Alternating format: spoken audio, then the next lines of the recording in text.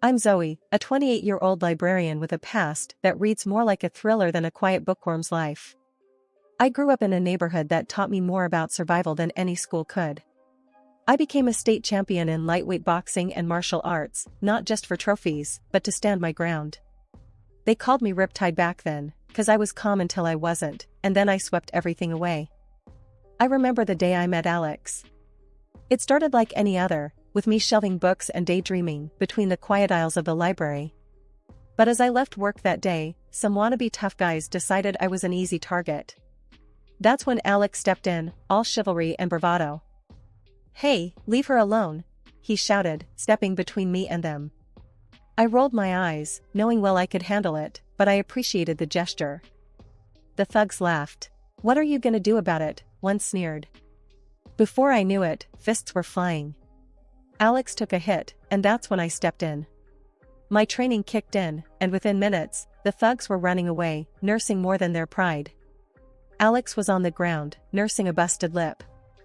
"Wow, that was amazing," he exclaimed, blood and awe mixing in his voice. "I'm Alex, by the way." "Zoe," I replied, offering him a hand up. From that day, we were inseparable. His parents welcomed me with open arms, his mother always saying, "You're the daughter I never had."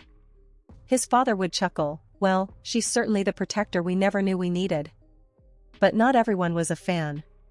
Mark, Alex's younger brother, was different. The first time I met him, he sneered at my job. "A librarian, huh?" he scoffed. "What do you do, read all day?" I shrugged. "And keep the world of knowledge safe for the likes of you." He laughed, a harsh sound. "I prefer my women with a bit more edge." I raised an eyebrow. "Trust me, I've got more edge than you can handle." We left it at that, an uneasy truce between us. But I could tell, this was just the beginning of our story, one that would challenge me in ways I never expected. I went home that night, the house quiet except for the sound of Alex cooking in the kitchen. The smell of spaghetti wafted through the air, a simple pleasure after a long day. "You wouldn't believe the day I had," I started, but he turned, a smile wiping away any fatigue. "Let me guess, another round with the encyclopedia set?" "Something like that," I laughed.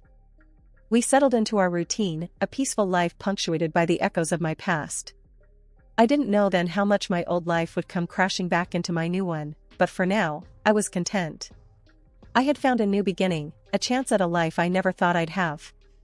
First Alex's father passed away, then his mother fell asleep and did not wake up. After the dust had settled with Alex's parents passing, we found ourselves navigating a new normal. They had left us a small, cozy house in a decent part of town, while Mark ended up with an apartment across the city. It seemed like things might calm down, but that was wishful thinking. I remember the day Mark showed up unannounced with his new wife, Lisa. She was a whirlwind of attitude and ink, her tattoos trailing down her arms like battle scars. I was in the middle of sorting through some old boxes when they barged in. "Hey, look what the cat dragged in," Mark announced with a smirk. Lisa stood behind him, chewing gum loudly, her eyes scanning the house like she owned the place. "Nice digs you got here," Lisa said, her voice dripping with a mix of admiration and disdain. I stood up, wiping my hands on my jeans. "Thanks, we like it. And you are?" She laughed, a harsh, barking sound. "I'm Lisa, Mark's better half. And by better, I mean way better."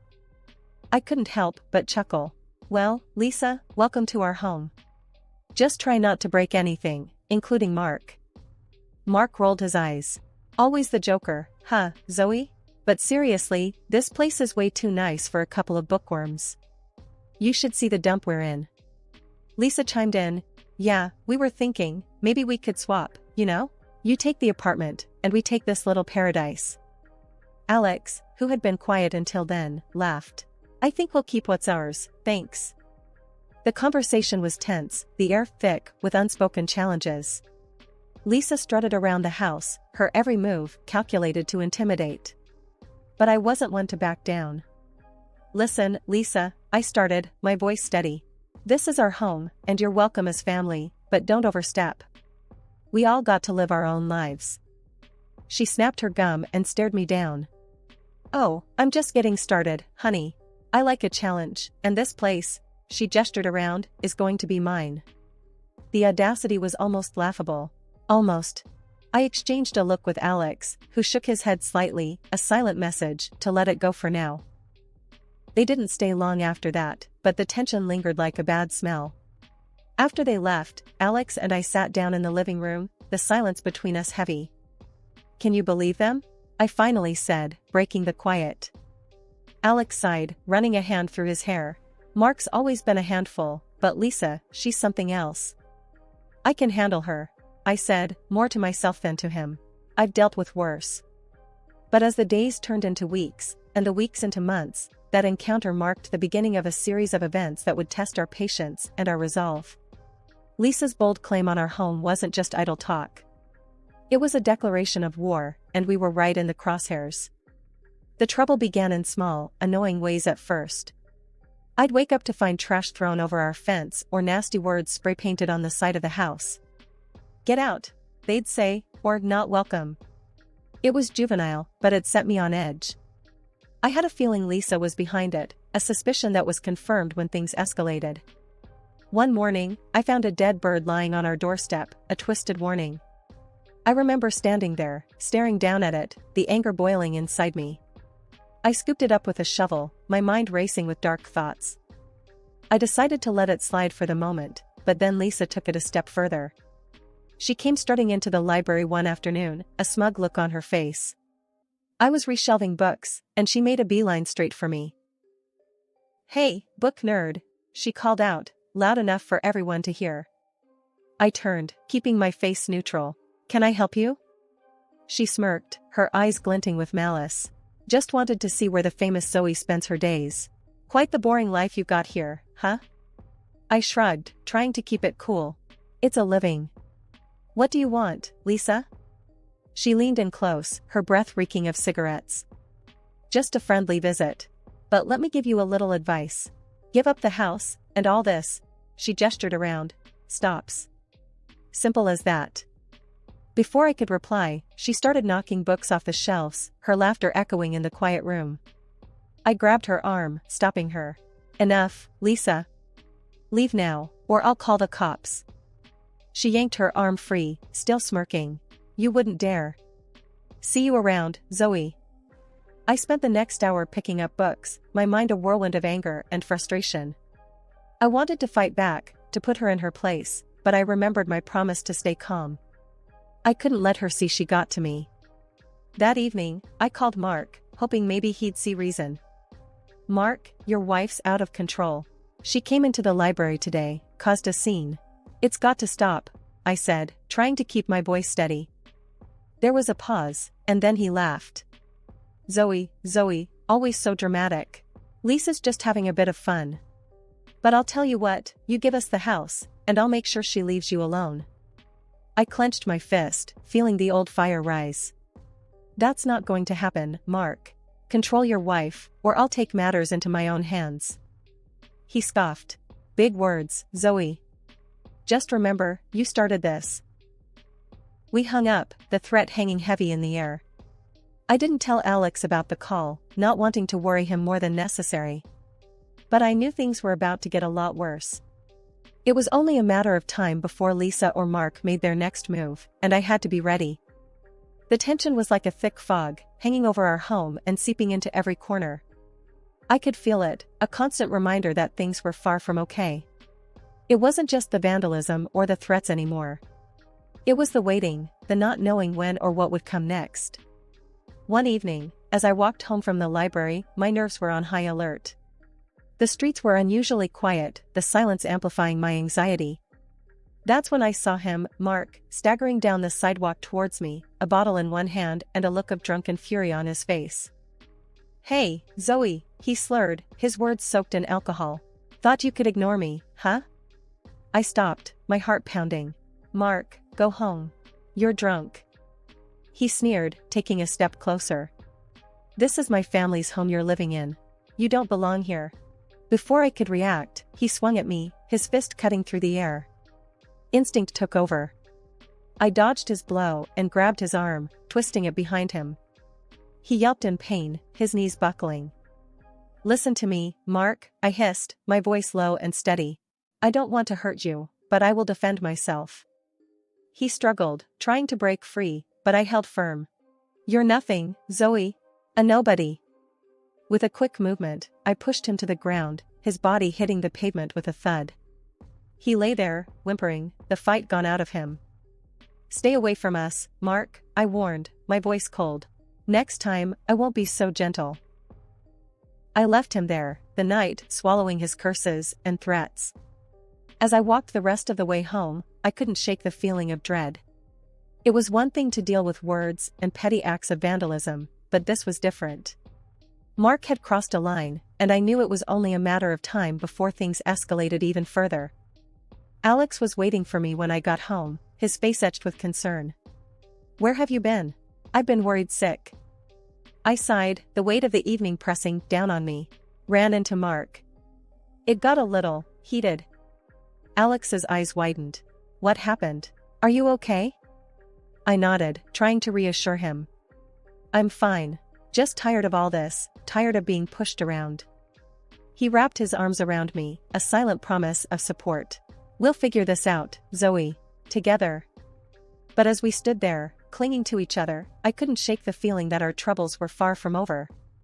I had reached my breaking point, and there was no turning back. I was ready to do whatever it took to protect our home, to protect our peace. And if that meant facing down the demons of my past, then so be it. I was no stranger to fighting, and I wasn't about to start backing down now. The days that followed were a blur of unease and whispered conversations. The incident with Mark had shaken me more than I wanted to admit. I knew I had to tell Alex everything, but part of me dreaded his reaction. Would he see me differently, knowing the full extent of the violence I was capable of? When Alex finally came home from his trip, I was a bundle of nerves. He looked tired, the lines on his face deeper than when he left. He dropped his bags and pulled me into a hug, a silent question in his embrace. Zoe, what's wrong? He asked, his voice laced with worry. You're shaking. I took a deep breath, the words tumbling out. It's Mark and Lisa. They've been terrorizing us, and it's getting worse. His brow furrowed, confusion and anger mixing in his eyes. What do you mean? What happened? I told him everything, from the dead bird to the confrontation with Mark. With each word, I saw the shock and hurt flash across his face. You've been dealing with this alone? Why didn't you tell me? Alex's voice cracked, a mix of anger and concern. I didn't want to worry you, and I thought I could handle it, I admitted, my voice barely above a whisper. He sighed, running a hand through his hair. Zoe, we're in this together. You don't have to carry this burden alone. I nodded, the guilt and relief swirling inside me. I know. I'm sorry. I didn't want you to see this side of me. The side that fights, that hurts people. Alex took my hand, his grip firm. I married you for all of you, Zoe. Your strength, your courage, it's part of who you are. And I love you for it. We talked late into the night, making plans and discussing our options. But underneath the strategy and determination, there was an unspoken fear. What if it wasn't enough? What if Lisa and Mark didn't back down? The next morning, I woke up to the sound of Alex on the phone, his voice low and urgent. I walked into the kitchen, catching snippets of his conversation. Can't go on like this. We need to take action, he was saying. I'll call the lawyer, see what our options are. He hung up and turned to me, a determined look on his face. We're going to fight this, Zoe. Legally, and if necessary, we'll take other precautions. But we're not letting them win. I nodded, the fighter in me rising to the surface. I'm with you, Alex. Whatever it takes.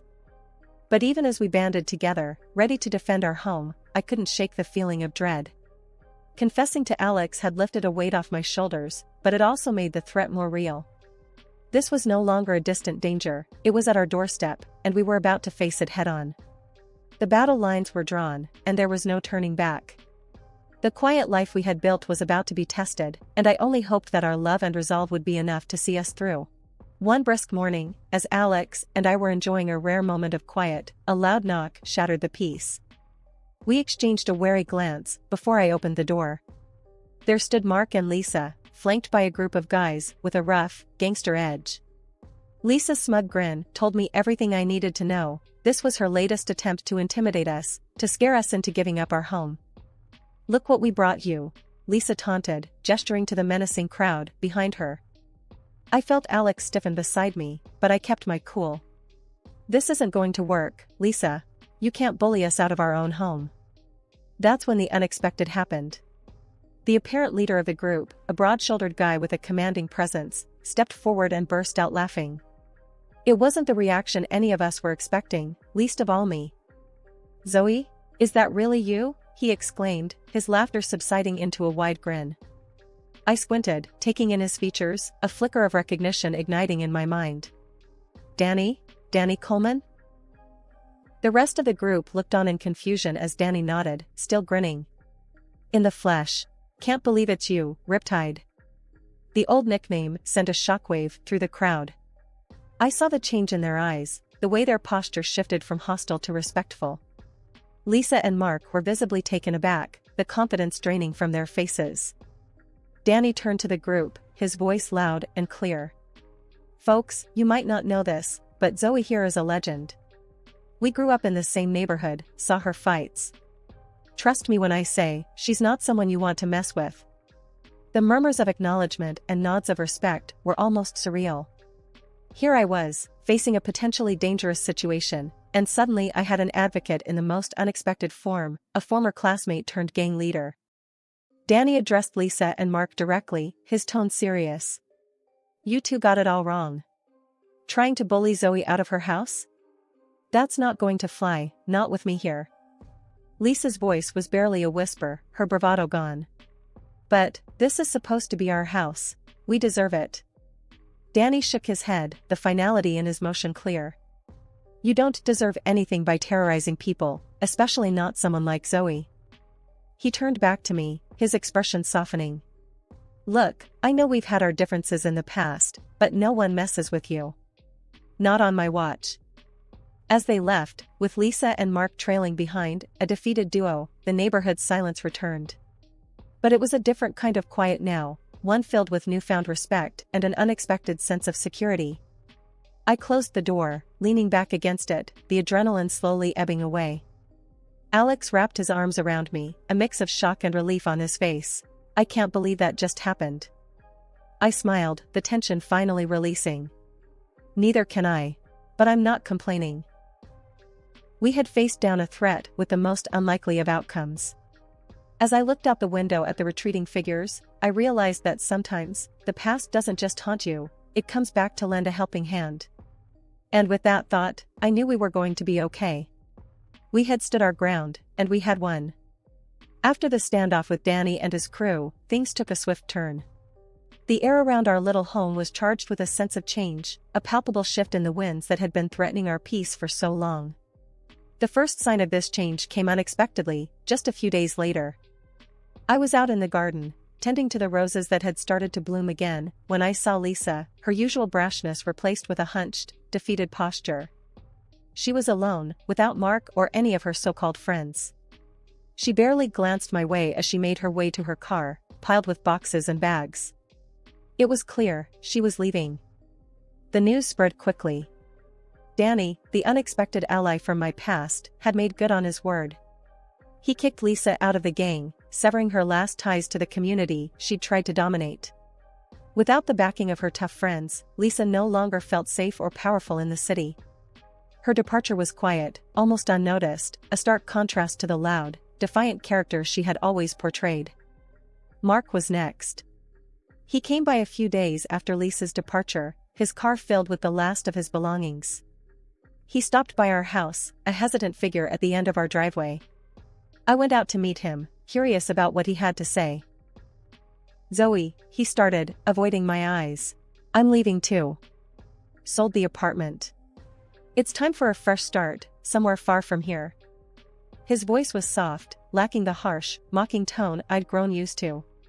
I could see the toll the recent events had taken on him, the realization of his mistakes finally dawning on him. "Mark," I said, my tone neutral, "I hope you find what you're looking for. And I hope you learn from all this." He nodded, a small acknowledgement of the chaos he'd helped create. "I'm sorry, Zoe. for all the trouble. I was wrong. With that, he got into his car and drove away, leaving behind the neighborhood, the conflicts, and a trail of regrets. The street that had once felt like a battleground was quiet again, the tumultuous chapter of our lives coming to a close. Inside, Alex and I watched from the window, a sense of surreal relief washing over us. "They're gone," I said, almost in disbelief. "Just like that." Alex wrapped his arm around my shoulder, pulling me close. "It's over," he whispered. "We can start to move on now." As we looked out at the quiet street, the setting sun casting long shadows over the houses, I felt a deep sense of gratitude for the unexpected turn of fate that had led us here. The day Lisa and Mark left, the neighborhood seemed to breathe a collective sigh of relief. It was as if the air itself was lighter, fresher, and filled with new possibilities. Alex and I found ourselves in a surreal kind of calm, the kind you only notice once the constant noise has gone. One evening, as we sat on our front porch, the last rays of the sun dipping below the horizon, I broke the comfortable silence between us. "Can you believe it's over?" I asked, my voice a mixture of wonder and relief. Alex looked over, a gentle smile playing on his lips. "Honestly, no. It feels like we've woken up from a bad dream." I chuckled, the sound more heartfelt than it had been in months. "A really bad dream. But, hey, we're awake now." With each passing day, the dark chapter of Lisa and Mark faded more into the background. Our home felt like a sanctuary again, a place filled with love and laughter, rather than tension and fear. I returned to my routine, finding solace in the simple tasks of gardening and reading, the library a haven of quiet stability. The simple pleasures of neighborhood life, once overshadowed by fear and conflict, now shone brightly. Evening walks, chats over the fence, the shared experiences of community life, they all took on a new significance. The path had been long and fraught with challenges, but we had emerged stronger, our bonds with each other and with our community deepened. The peace that now filled our home was not just the absence of conflict, but the presence of understanding, resilience, and love.